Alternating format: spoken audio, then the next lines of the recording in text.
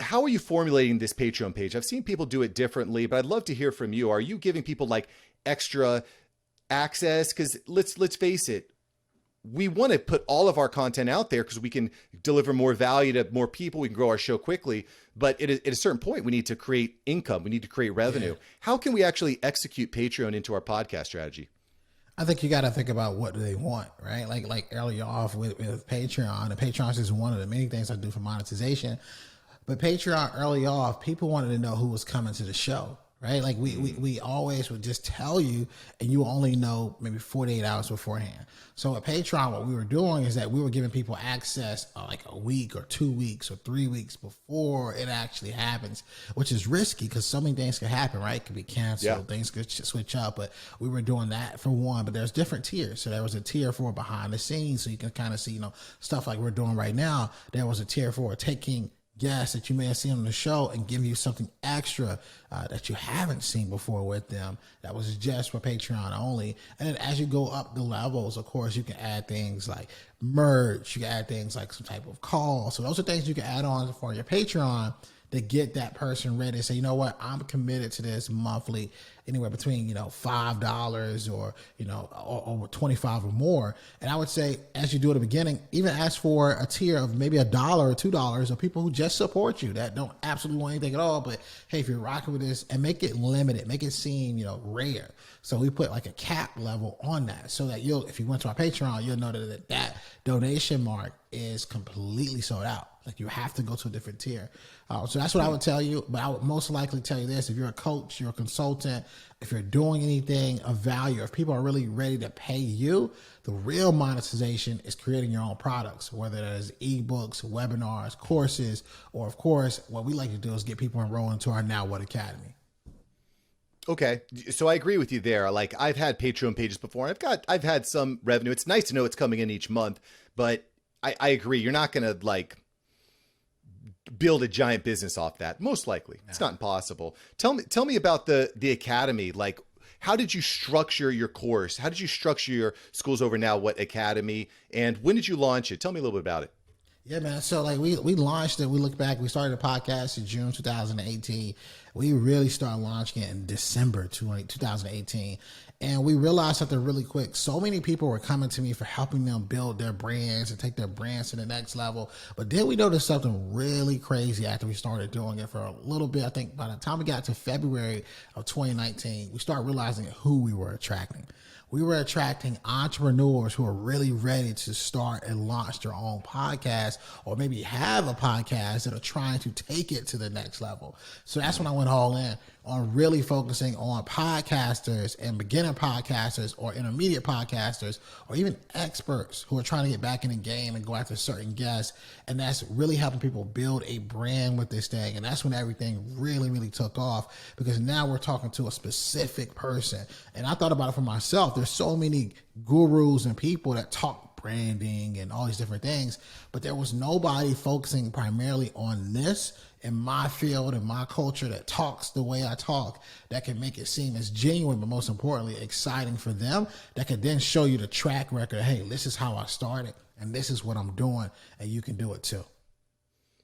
I mean, the riches are in the niches. So I agree with you there. I think that's something I struggle with a little bit, is being too broad, because I just don't want to leave people out. There's so many good conversations to be had, but I really like that idea of knowing exactly who you serve and how best to serve them. I think that, it makes a lot of sense. Yeah, Shawn, I think so too, though, Mark. You got to pay attention too to like, what are you enjoying doing the most? I can tell you off the top how many clients I'm like, damn, man, I don't even want to do this. You can take this money back, because it wasn't topics that I enjoy. Like, it wasn't things that it wasn't things that got me excited to talk to them. But when I'm talking to people who are trying to make an impact, whether, it's creating a show. There's a show called Beyond Sugar Daddy that I helped blow up, that's just popping right now on iTunes. Or whether, it's a show, the Cool Auntie, another show that we're helping, just blow up right now. Whatever it is, I'm more excited about it because I see them go from an idea to like actual something that is out there and people are raving about it. That excites me much more than helping someone build their brand and selling wigs, because that's not my thing. Yeah. You know, so I think that's the key too. As a coach or consultant or someone that's really trying to monetize, are you just as excited for them? I mean, this is incredibly, incredibly important. I mean, I've definitely had clients in the past that I said, this, I mean, the money is great, but it's frustrating, right? Because you're not, to your point, you're not creating the impact that you really want, but but B, some clients bring communication challenges with them. Let's just say that. Let's be politically correct. It makes it tougher, man. You just want to give them the money back, man. But I think that's what also helped me too, because I feel the excitement. Like, I know for 100% fact that anybody that I'm helping with around podcasting, oh, it's about to be crazy for you, you know, versus the wig lady. Yeah. Well, that makes, because so the other challenge, I'm glad the conversation went this way, because the other challenge I have is I'm getting on a lot of calls with potential clients, right? But because I'm so versatile, I'm on YouTube, I'm on podcast. I know how to repurpose so you can redistribute across all these different platforms. I understand all these social media channels. The challenge is that I'm getting on all these calls with all these different people with different goals. And so now I have to interpret what their need is. I have to develop a proposal. I have to send it out to them. It's more complicated for my team to produce. I really like this idea of being super clear on who you serve and how you serve them. It makes a lot of sense. Dude, it changed the game for me, and it changed the game for me, not only just from, you know, me having to even explain it. Like, if you go to my page, whether it's on Clubhouse, whether it's on Instagram, you can read my first sentence, and you know whether or not I'm your guy. In the first sentence, which is so clear compared to what it was in 2018, is that I help entrepreneurs build a brand through podcasting. So if you're gonna get the quick aha, if you're thinking about a show, if you're an entrepreneur, you're thinking about using your voice, your ears are already gonna perk up. So you notice it too in your communication when you talk to people before you even get on that call. They already know what you're about. And I think that having that clearness makes it so I don't have to develop proposals. I know exactly what's about to happen. And I think that's the key. Yeah, that makes a lot of sense, because the proposals are just driving me bananas right now. I'm sending out like all these custom proposals. I'm trying to figure out pricing, communicating with my team on, can we do this? It's very complicated. It's complicated, right? It creates a lot of friction. It's very complicated. So I like this idea. It's going to make me, and let me also just confirm here, you didn't just come up with this clean, clear proposal day one, right?